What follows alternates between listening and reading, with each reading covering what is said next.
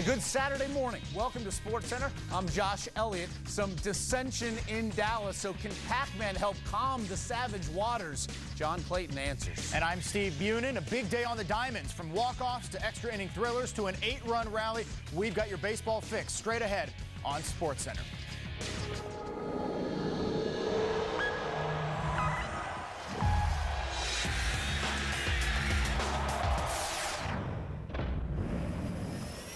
June 2nd, 2 p.m.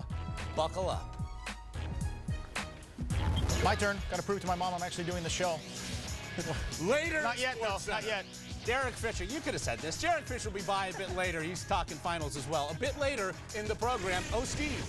All right. Joe Torre coming back to New York. Mets have won 3 straight to climb back to 500. Going into Friday night's tilt against the Dodgers. That's Clayton Kershaw, the stud rookie. Everybody in LA is going crazy about him. But location was off against the Mets. Walks the bases loaded. Gets out of it with just a sac fly against him. 4th inning, though, 2 on, 2 out. Walks Luis Castillo again. Joe Torre's seen enough. Kershaw done after 3 2/3. Chan-Ho Park comes in. David Wright is up, but he sort of jams him. So Park helps Kershaw get out of it without getting totally blasted. Dodgers trying to get things done with the bats. Top of the 8th, they're down 5-4. Matt Kemp up at the dish. I want you to watch Fernando Tatis go after and go get this. No. Oh, he actually didn't. The game tied at 5. Dodgers come all the way back. Same frame, Russell Martin. How about his game? 4 for 4, triple shy of the cycle. He's hitting .326. Welcome back to the Big Apple. Joe Torre, 9-5 win for LA. Much more inside SportsCenter, including Kobe opening up on his MVP season, how he tried to help turn this team around, and the comparisons to MJ. I want to be the best I can be. You understand what I'm saying? Like, Michael is Michael. Michael, not Michael.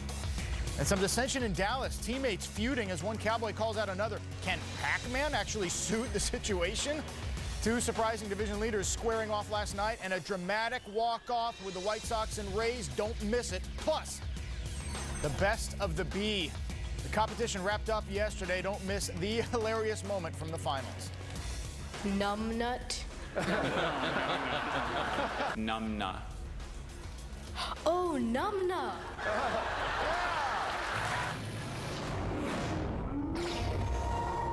The Rays. Can somebody break up these Rays? Running away with things in the East. They win 2-1. Going into last night's game against Kansas City, Indians lefty Cliff Lee, 7-1 with a 1.50 ERA. Those numbers in a class by themselves, and not surprisingly, his road numbers just as classy. Not only that, he had already racked up a 3-hit shutout against the Royals on April 24th, striking out a season-high 9. The Royals have lost 11 in a row coming in. Lee allowed a season-high tying 10 hits. More on him in a bit. Top 5 Indians at bat. It's Grady Sizemore off of Gil Mesh, a Washingtonian off a former Seattle Mariner.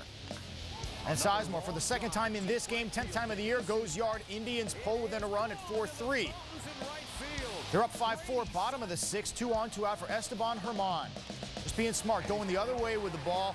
Joey Gathright, one of the fastest guys in the majors, but not fast enough to beat David DeJesus, getting tagged out at second, running around second base. Run, Joey, run. That's Royals baseball. Tag before he crosses home plate, no run. Bottom 9, 1 on, 2 out. Joe Borowski trying to close it out for the Tribe, and Jose Guillen gets a hold of one. But now it's Sizemore's turn to try to make a dollar out of 15 cents, and does. As for Cliff Lee, Buster Olney, what's going on with him? Cliff Lee made a significant adjustment.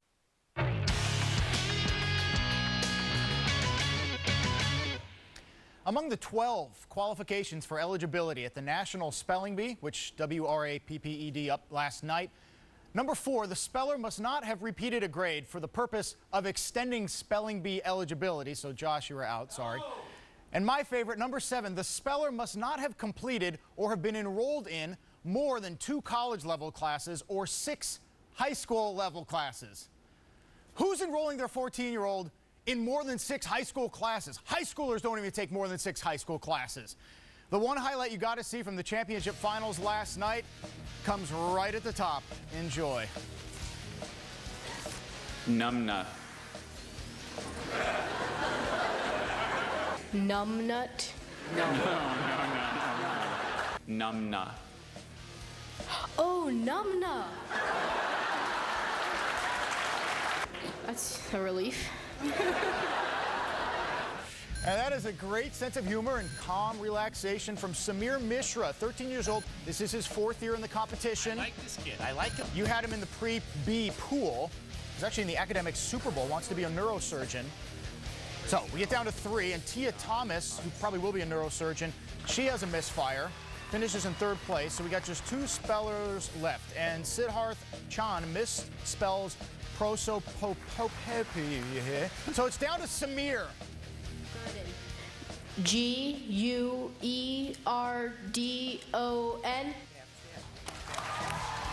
And congratulations, Samir Mishra, the highlight of the Spelling Bee and the champion of the National Spelling Bee. Well, I merely have Marlins and Phillies, 2 red-hot ball clubs. Ryan Howard and the Phils chasing the Marlins at the top of the NL East. 1-0 Marlins here. Bases loaded for Luis Gonzalez. Pat Burrell can't track that down. 2-run score, so it's 3-0 Marlins. And oddly enough, Phillies know what this feels like. Sunday, they were down to Houston 3-0. Of course, they came back and won 15-6. Monday, they trailed Colorado 3-0. They won that game 20-5. Edgar Allan Poe, Steve, would call this foreshadowing. How would he spell it? Let's ask Chris Coast. Deep to left center, his 5th of the year. Oh, and all of a sudden, it's 3-all. Later in the inning, Phillies are up 5-3. What do you say we make that 7-3? Chase Utley, his 18th of the year, deep to right and gone. 7-3 Phillies. More bad news, bottom 4. Hanlon Ramirez fielding a ground ball. Injured on the play, though. He'd leave the game here with a bruised left thumb. Meanwhile, Philly just pouring it on. Ryan Howard. 3-run shot to left. Can you say bandbox Citizens Bank Park? The Phillies win 12-3. Quick, name the best pitcher in baseball. How many votes for Edinson Volquez? The Reds' 4th-year righty had a 1.31 ERA before last night's start against the Braves. Best number in the bigs. Was 5-0 in 5 home starts and allowed more than 1 earned run only once all season. That came in a win. Braves, the worst road team in the NL, best home team, but worst road team. And Chipper Jones hitting .420 as we move to the month of June. Reds rookie Jay Bruce hitting better than .500 after this game was over. As for Edinson Volquez, struck out 7, got Jones. In fact, Chipper Jones 0 for 5, drops his average all the way to .409. Back to Jay Bruce, 3 hits off Tom Glavine, 3 for 3 through the 6th inning of the game. And we've got ourselves a game. In fact, we had an extra inning game. Bottom of the 11th, Bruce still up at bat. Not the same at bat, but off Royce Ring, Bruce goes 4 for 5. He's hitting .571 so far in his career. Next up, Ken Griffey Jr., who's done a lot of things in his career. His only hit of the game puts runners on 1st and 2nd. Brandon Phillips next up at bat. Give me something good here. Clear eyes, full hearts. Can't lose. Under the glove of Chipper Jones, Reds win 3-2. Volquez a no decision. Buster Olney, give us the lowdown on EV. There was never any doubt about Edinson Volquez's pure stuff. When he was with the Texas Rangers, they marveled about his arm, but there was questions about it.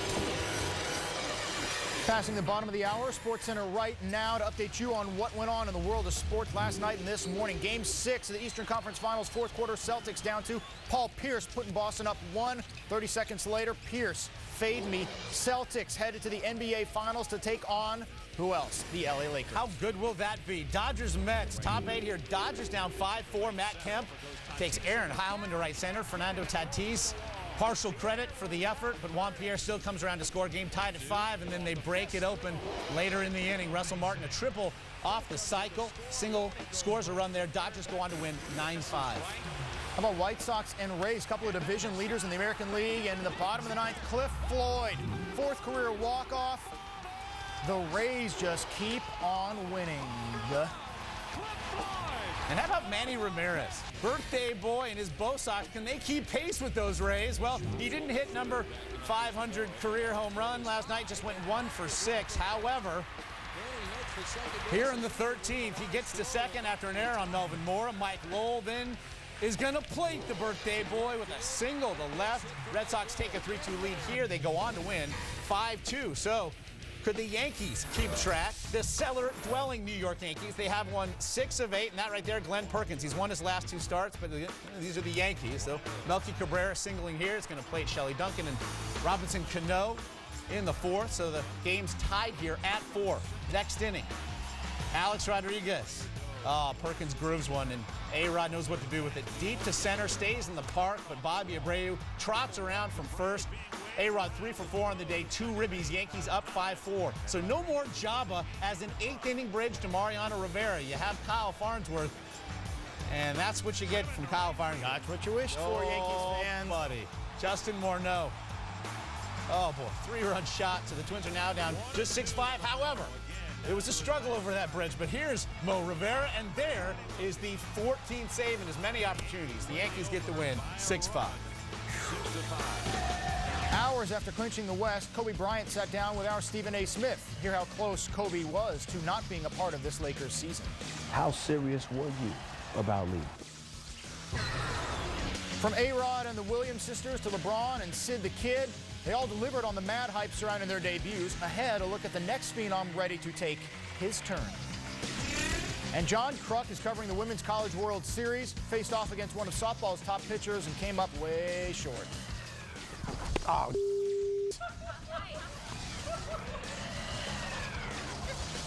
get your ass down here and do it.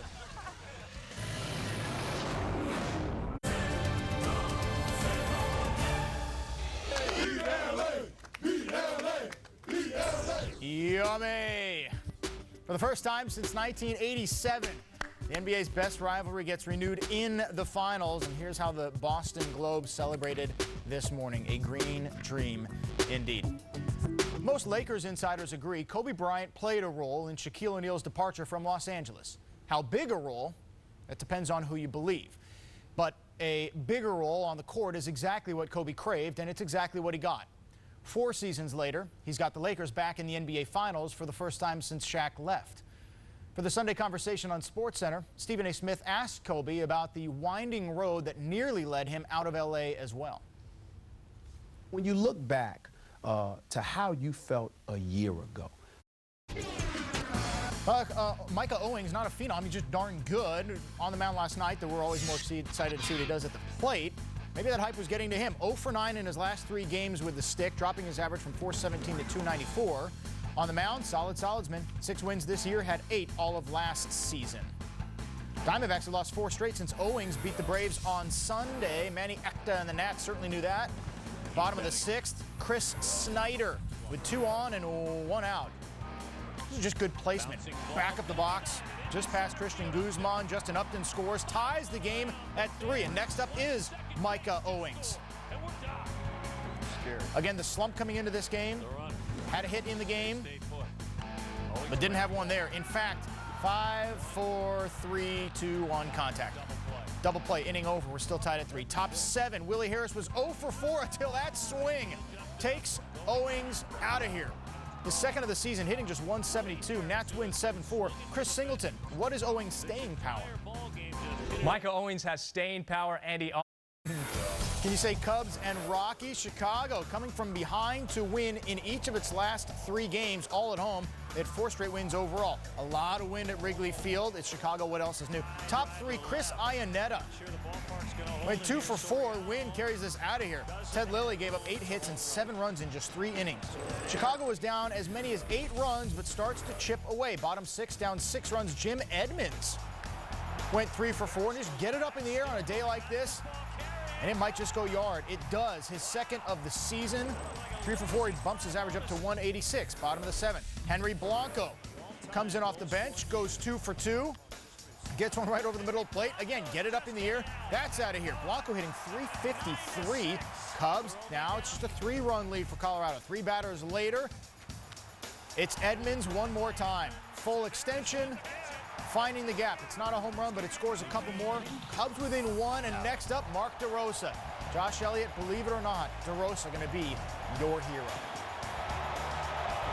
A swing and a fly ball, left center field, pretty well hit. Back toward the wall. That ball is gone. 2-run homer. Unbelievable. Cubs lead 10-9. Can you believe it? Unbelievable, Patrick. Ron Santo with the memorable call on WGN. Cubs with a 6-run 7th win, 10-9.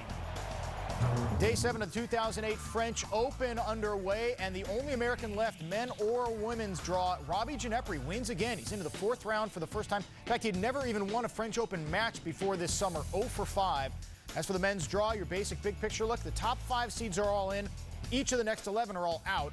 Women top 4 are in, but 4 of their next 5 are out. All right, that does it for hour 1 of this 2-hour SportsCenter tour. So we're coming back, and we'll have much more on what really is a gift from the basketball gods. The Celtics clinching in Detroit last night. Celtics-Lakers NBA Finals starting next Thursday. The one that most of us in our generation grew up watching, the Boston Celtics, the LA Lakers, much more on the Big Three, and Kobe when we return.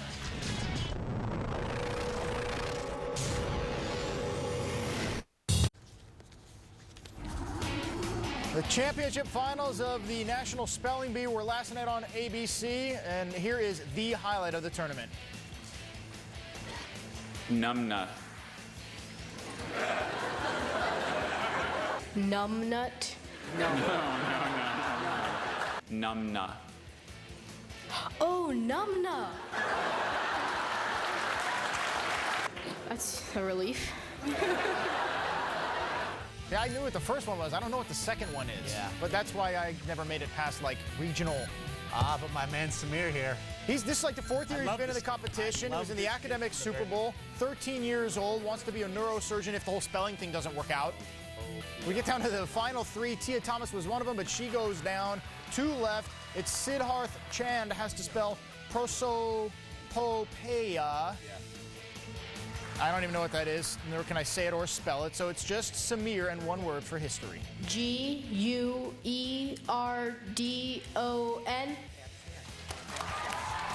He spells Gurdon, which is a noun or adjective or verb, I am told. Samir, congratulations, you're the champion. I have merely the White Sox and the Rays. Look it's 111 games to the postseason for the Rays. 14,000 people showing up to see There's a lot to do in team Tampa. with the best record in the AL. Very busy. Get on board. James Shields, just one of the great stories here on this team. Getting A.J. Przinsky there in the 3rd and the 4th. Getting Jim Thome swinging.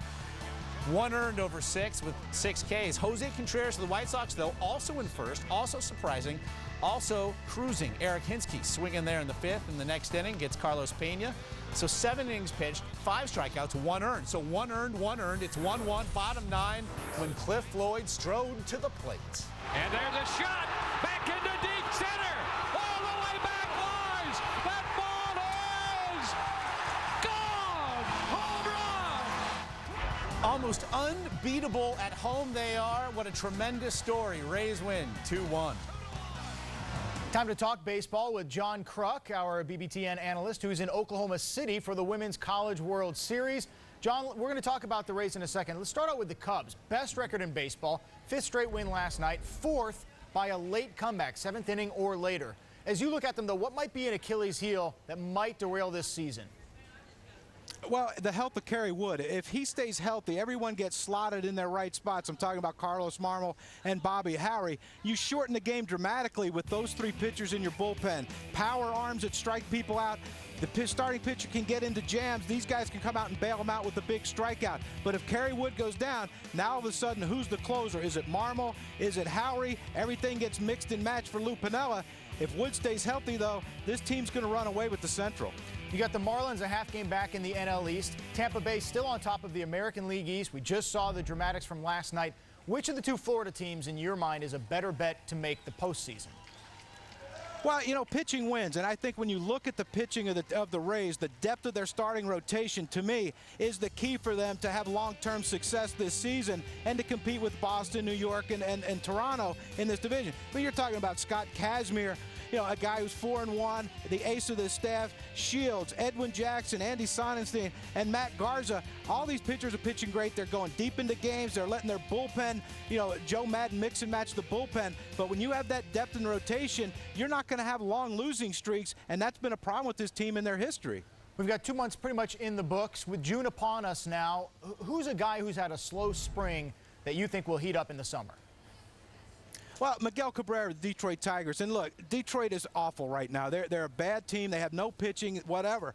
but they're only 7 games out of the Central, and Miguel Cabrera is a guy who can help turn this thing around. Yeah, he's hitting 270, 8 homers, 30 RBIs. Most people would say, you know what, for the first couple months of the season, not too bad. But that's not Miguel Cabrera. He's a guy who hits over 300. He averages 30 homers. He averages 114, 115 RBIs a year. He has to get back to that pace or even more to get Detroit back in it. I think he's going to, though. He's too special a player to struggle like this all year. Speaking of struggling, now you're a great sport about this, and this is the only reason that we want to show this, but I want to get your take on this. You had a moment at the Women's College World Series, which again, you're in Oklahoma City to cover, that reminded us of a moment from 1993, which we're rolling right now. All-star game. There's John Kruk, the mullet, large and in charge, a couple high, hard ones, and then he goes low and outside, and that's it. So now, here's what happened yesterday. You're in Oklahoma City. Take a look and take a listen, and we'll ask you about it after. Part of the pleasures of being here at the Women's College World Series is I get the great opportunity to hit off a 2-time gold medalist, Michelle Smith. Well, I get to stand here and try to hit off of her because, believe me, contact's probably not going to be made. Hey, hey, hey. Oh,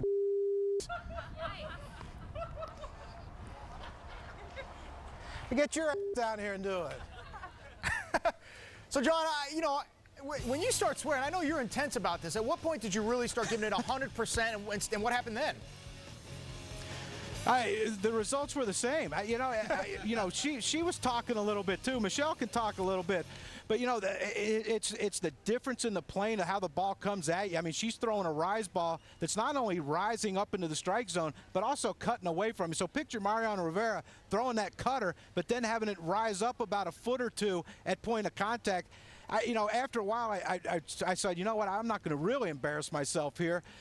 And I did, because she was just that tough. I had no chance. And the mound is 2/3 the distance at 40 feet compared to 60, so a 65-mile-per-hour pitch seems like a 95 to you. But like you say, the rise makes a difference. So you know, at the end of the day, Michelle Smith or Randy Johnson in their prime, who would you rather face?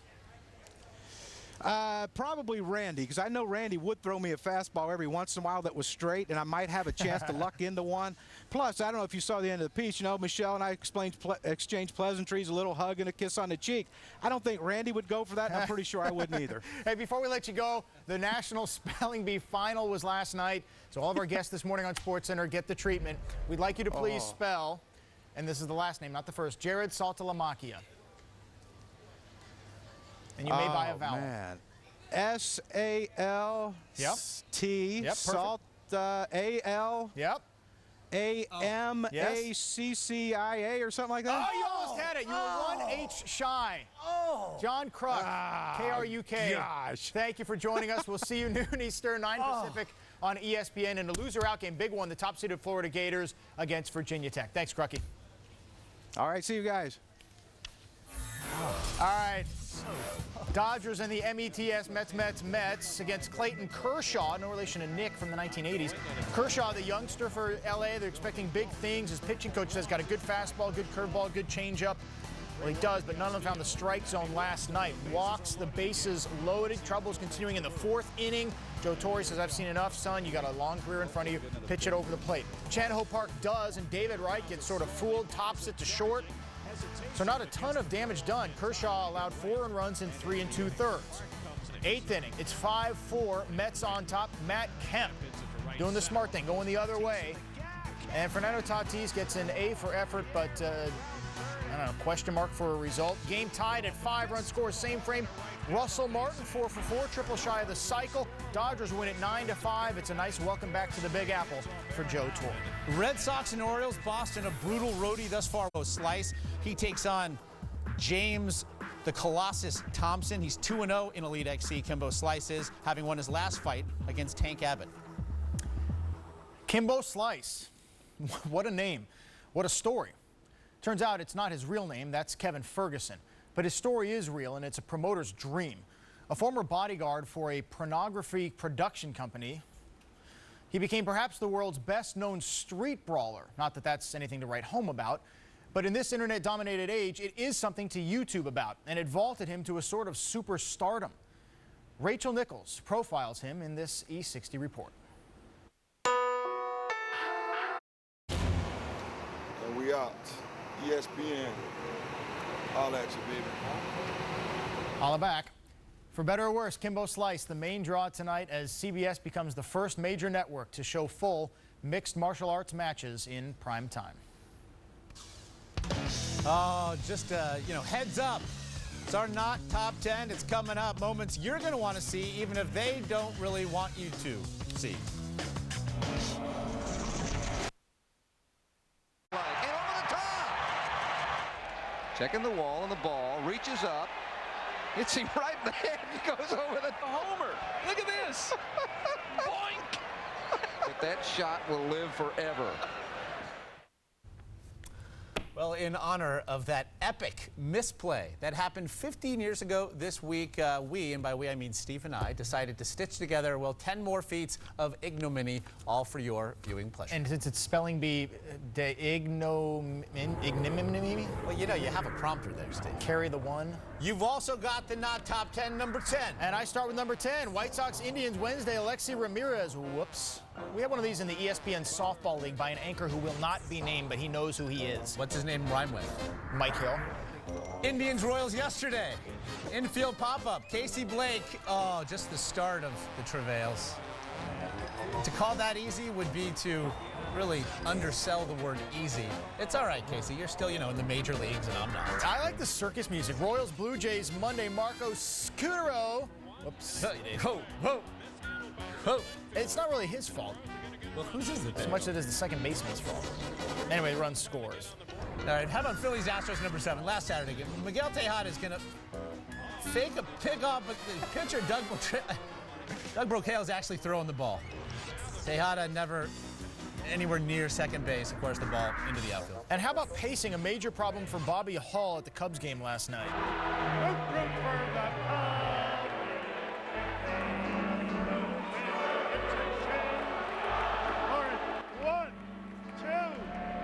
Strikes around at the ball. I think that was broken in the 16th notes. I dare you to say that to his face. Okay, this is not top 10, but I think this is actually the way this is supposed to look. Didn't this make the top 10 this week? How could it not? Brookworth, England, cheese rolling down a hill. Lots of folks rolling down a hill as well. Only 19 injured this year. How about coming out of the tunnel? Game 1, Stanley Cup. Oh, where is he? Final. Marc-Andre Fleury. You're killing me, Smalls. And they got waxed in Detroit. Game 4 tonight. Oh, boy. Base plant. All right, we got Cardinals-Dodgers here. James Loney, well, channeling perhaps his inner Canseco. Oh, boy. Off his head. Turns, looking, can't find it, but his noggin could. He'd be all right. Better to not keep your eye on the ball if you're going to get hit. No, that hurts. How about John Kruk? We saw this earlier on SportsCenter, trying to hit Michelle Smith. Oh, Jesus. Holy crap. Hey, hey, hey. Oh,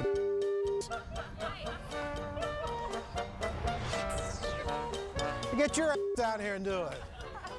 No thanks. I'd rather make snarky comments about family viewing. This is the Canadian Hockey League Memorial Cup won by the Spokane Chiefs and promptly broken by the Spokane Chiefs. Not to worry. The original trophy, dating from 1919, is actually in the Hockey Hall of Fame. Hey, ESPN Monday night, Derek Jeter and the Yankees wrapping up the 4-game set against Justin Morneau and the Twins. Even if you're in Minnesota, you can see it on ESPN. No blackout there. Monday Night Baseball, ESPN 7 Eastern, 6 Central, and baseball tonight as soon as the game is over. And your nationwide series, some NASCAR action. That's 18-year-old Joey Logano. His highly anticipated debut today at Dover's Monster Mile should be a good one. Carl Edwards, Casey Kane, and Logano. Coverage begins. NASCAR Countdown, 2:30 Eastern. That will do it for us. I'm Josh Elliott. As always, thanks for watching. And I'm Steve Bunin. Softball is next. Loser out, Florida and Virginia Tech. Tidy my desk here. SportsCenter is online all of the time on ESPN.com. For breaking news, scores, and highlights, go to SportsCenter on ESPN.com.